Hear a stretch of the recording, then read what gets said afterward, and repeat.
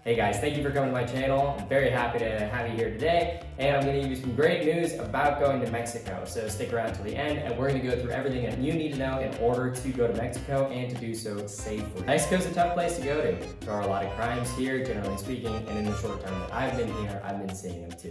We're going to get into those stories as well. So you're probably thinking to yourself, should I go to Mexico? And the answer is yes. Mexico is home to 10 to 12% of all the biodiversity on Earth. It's insane. There's rolling jungles, massive beaches, beautiful old cities, and you're gonna have a great time if you come here, not to mention food. Now you're thinking to yourself, is Mexico dangerous? And I gotta tell you right now, I'm actually not your mom, so I can't tell you where to go and where not to go. Yes, many parts of Mexico are quite dangerous relatively to other places. What you're gonna wanna do is you're gonna wanna check the crime statistics for any place that you're interested in going to. So just do a quick Google search of that. Some locations that are on the United States places listed not to go: Colima, Guerrero, Michoacan, Sinaloa, Tamaulipas, and Zacatecas. But there are many places beyond this in Mexico. This absolutely does not cover all of Mexico. I'm going to put some links below for statistics about Mexico and some rates of homicide and aggravated assault, violent crimes that you should use when you're deciding where to go to Mexico and if you actually want to go. So what's dangerous here? There is robbery, there's food poisoning, there's the police, there's the terrible, terrible roads that you're going to find all over this country, lack of communication in case you're getting injured in a rural area. But guys, really, as long as you keep your wits about you, I do think this is a really safe place to come to. Generally speaking, when you're going around, you don't want to look too rich. So don't come here wearing flashy jewelry, big Columbia logos, Patagonia logos, things like that. You're going to stand out from the crowd and it's going to make you a target. Pickpocketing is really big here, and so is getting robbed on the streets. In fact, I had 2 friends that just got robbed in Oaxaca City, and I was only staying there for like 4 or 5 days with them. They were being dumb. I mean, sweet people, but I mean, who comes home at 2:30 in the morning, walking home in the middle of Mexico from a bar? It's just a bad idea to begin with. The next thing that you're going to need to know in Mexico is that you need to establish a rate for anything before you actually go for it. Now, what does this mean? This means for taxis, for food, for a haircut, for whatever you're buying, you're gonna wanna first establish the rate or else you're gonna get ripped off, be it a taxi or whatever. The running rate for a taxi in about a 10-minute period is about 35 pesos, which roughly equals like $1.50. And as far as taxis, make sure to take pictures of the license plate first, ask for the person's name, and then send that to a friend before you go somewhere, just to make sure that the taxi knows that you know what you're doing. If you're staying somewhere for longer, it's totally fine to negotiate a rate for a long-term stay. You could do this by finding places on Booking.com, Airbnb, or Hostelworld, and directly discussing this with the person who runs the place. By doing so, you could save a lot of money off it. What I would probably do is to try and get the person's personal contact information. Almost always their WhatsApp is the best way to contact them. And then multiply the daily price by 31 and then multiply that by 0.75. That's a reasonable thing to ask for if you're doing a monthly rate. And you're getting a 25% discount on wherever you want to stay. For people using Airbnb, it is said that some people scroll down to the contact host button that's at the bottom of the Airbnb page. And then it is said that some people are inputting into that box their WhatsApp number by using different combinations of words and letters to spell out your WhatsApp number, and that is what is said about that, but I really don't know. Now, are there any travel restrictions in Mexico? And the answer is no. I didn't get carded for my vaccine, I didn't have to present a negative test result, I didn't have to do anything of the sort. You do have to wear a mask. So that's one thing. And Mexico's really hot. So you're constantly wearing a mask in really hot places. If you go into like a pharmacy, a hospital, a government building, things like this, you're gonna need to wear a mask. So bring something comfortable and breathable, or some disposable masks if you like killing the planet. Now, where should you go? Well, I can tell you where I am and where I've been, and I've had a wonderful time. I flew into Oaxaca de Juarez, and then I took a trip down to La Crucecita, which is just this tiny little beach city, and then I came down to Barra de la Cruz. Now, I'm a surfer and I'm searching for waves, so that's what I do. There is also Mexico City, there's Cancun, there's Puerto Escondido, there's San Jose if you're interested in different funguses, and yeah, there's a lot of really wonderful places in Mexico that are quite safe. The problems that I ran into that I discussed were in Oaxaca de Juarez. When I was there as well, I did see a guy that was dead on the road, and you're like, whoa. It was a bank robber who had tried to rob like a guy who's coming out of a bank with some money, and then the security guard at the bank shot him. And that was shocking, guys. It's abnormal even for Oaxaca de Juarez. Now, when should you go to Mexico? I would suggest you come here during one of the drier seasons. Right now, I'm here it's September. It's the end of September. This is the tail end of the rainy season. When I was discussing this with the people here in Huatulco, they were saying that this is their favorite time of the year. And that's because everything is so green, all the trees have leaves, and it's just outside of the rainy season, but before it gets extremely hot. It's very, very humid too, guys. It's something you need to prepare for. I'm gonna post a rain chart here so you can see the different times of year that you can actually come here while avoiding the rain. What do you need to bring?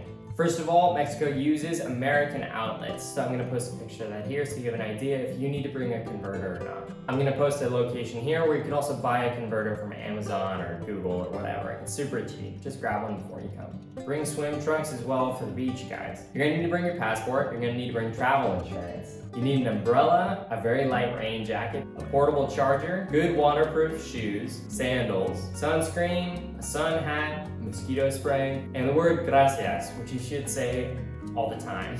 Now, I would suggest you just travel with a backpack. A lot of the things you use to get around here are called colectivos, and they're taxis that you take with multiple people.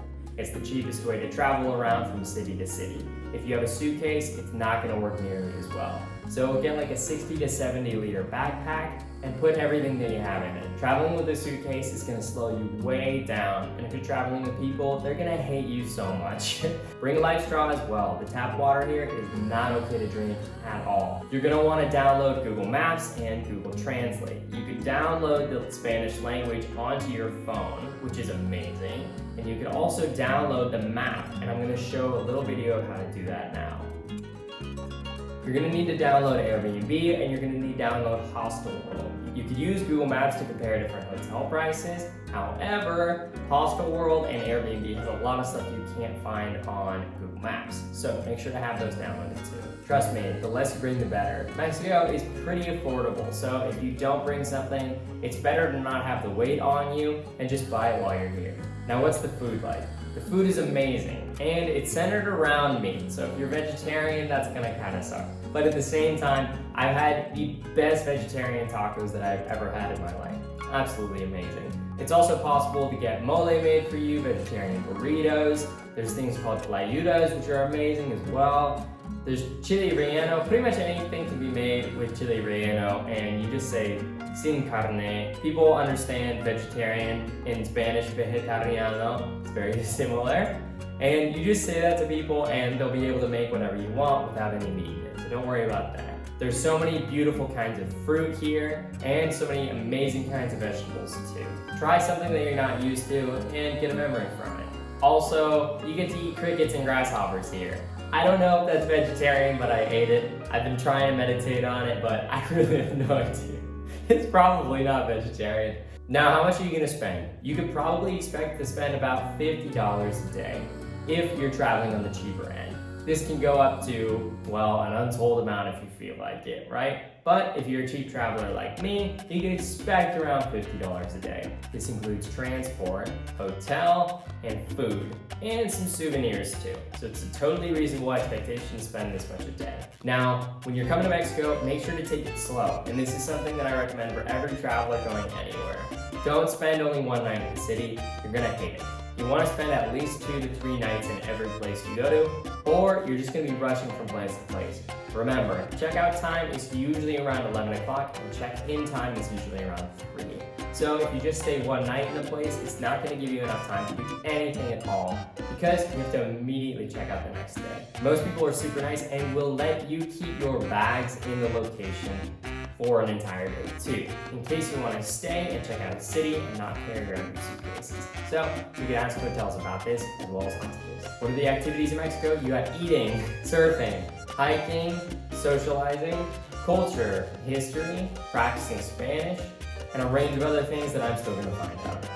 Everybody here does not speak English, especially where I am. I'm constantly running into people who don't know English. Here are the words that you definitely need to know before you come here. ¿Cuánto cuestan? How much is it? ¿Dónde está? Where is? Por favor is please. Gracias is thank you. No is no.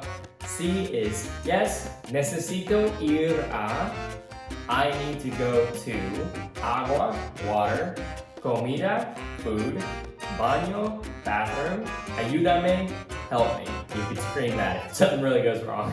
Another thing is dogs are viewed differently here, and that's a result of the economic situation. You're constantly going to see dogs that are roaming around in the streets. And if you really care about it, you should probably give some money to an organization that is doing something to neuter and spay these dogs, which people can't afford to do here. So I'm going to post a link to an organization with which you can do that.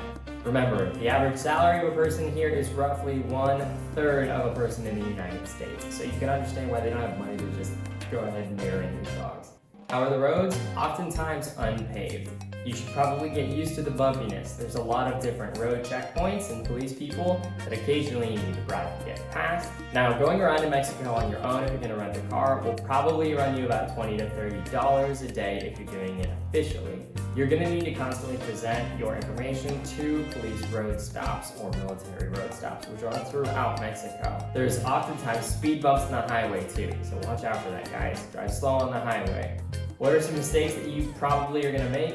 Don't use your cell phone directly out in the open when you're on the streets. There are reports of motorcyclists coming and swiping your phone if you just have it lackadaisically laying around. Additionally, there are pickpockets too. So keep your phone tight in your pocket and try and spread your money and your debit card out a little bit so that you're not going to lose everything should you get one thing stolen. The other mistake you're probably going to make is taking toilet paper and throwing it directly down the toilet. You're not going to want to do that here. Almost everywhere in Mexico, after using your toilet paper, you put it into a trash can, and then somebody comes and clears out the trash can. If you do put your toilet paper into the toilet, it's going to clog the drain, and it's going to be a huge snafu. How do you get around? Well, if you're bougie, there are airplanes that will take you pretty much everywhere. If you're like me, you're going to constantly strive for the cheapest place to get around. You can rent a car pretty much anywhere in Mexico, but remember, the roads are oftentimes unpaved and the rain will make them extremely uneven and difficult to drive. Consider this when you're renting some little car that does not have four-wheel drive or good suspension. I have seen some epic people really sending their little cars down some crazy roads in Mexico, but officially, I don't recommend it. I personally have been using a rented motorbike and it's costing me about $7 or $10 a day, which I negotiated down. Again, negotiation is not a bad thing here. ADO buses and the OCC buses are some of the cheapest ways to get around in Mexico. I'm going to post a link here, but you usually cannot use a foreign debit card or credit card to actually purchase tickets. I recommend actually going to the station and buying a ticket there in whatever city you're in. You could use cash or, I believe, credit card once you're actually inside of there. I wouldn't recommend taking an overnight bus because the highways are so terrible here. You won't get a single hour of sleep, and sleep is super important to actually having a good time and living a healthy life. Next, the colectivos. You could usually find a colectivo going from one place to the next here that is going to be even cheaper than ADO buses, but it's going to be less comfortable. Oftentimes, the colectivo buses or cars are really cramped, they're hot, there's not that much room for luggage. There's a reason it's less expensive than an ADO bus or an OCC bus. Okay guys, that's everything I'm going to go over today. Thank you so much for coming to my channel. It's been great talking to you guys today, and I hope you have a fantastic day. All the best, guys.